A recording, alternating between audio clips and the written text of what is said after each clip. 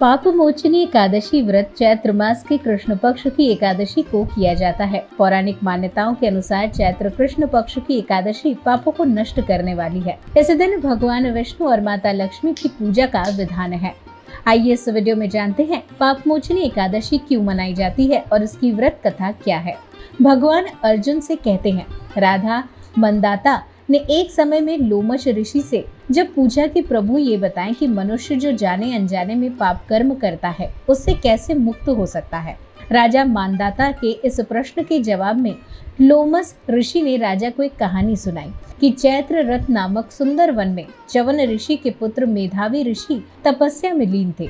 इस वन में एक दिन मंजू घोषा नामक अप्सरा की नजर ऋषि पर पड़ी तो वो उन पर मोहित हो गई और उन्हें अपनी ओर आकर्षित करने हेतु यत्न करने लगी। कामदेव भी उस समय उधर से गुजर रहे थे कि उनकी नजर अप्सरा पर गई और वह उसकी मनोभावना को समझते हुए उसकी सहायता करने लगे। अप्सरा अपने यत्न में सफल हुई और ऋषि काम पीड़ित हो गए। काम के वश में होकर ऋषि शिव की तपस्या का संकल्प भूल गए और अप्सरा के साथ रमण करने लगे। कई सालों बाद जब उनकी चेतना जागी तो उन्हें एहसास हुआ कि वो शिव की तपस्या से विरत हो चुके हैं। उन्हें उस अप्सरा पर बड़ा ही क्रोध आया और तपस्या भंग करने का दोषी जानकर ऋषि ने अप्सरा को पिशाचिनी होने का श्राप दे दिया। श्राप से दुखी होकर वो ऋषि के पैरों पर गिर पड़ी और श्राप से मुक्ति के लिए अनुनय करने लगी।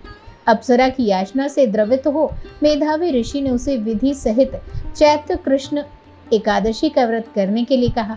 भोग में निमग्न रहने के कारण ऋषि का तेज भी लोप हो गया, इसलिए ऋषि ने भी इस एकादशी का व्रत किया जिससे उनका पाप नष्ट हो गया। उधर अप्सरा भी इस व्रत के प्रभाव से पिशाच योनि से मुक्त हो गई और उसे सुंदर रूप प्राप्त हुआ और स्वर्ग के लिए प्रस्थान कर गई।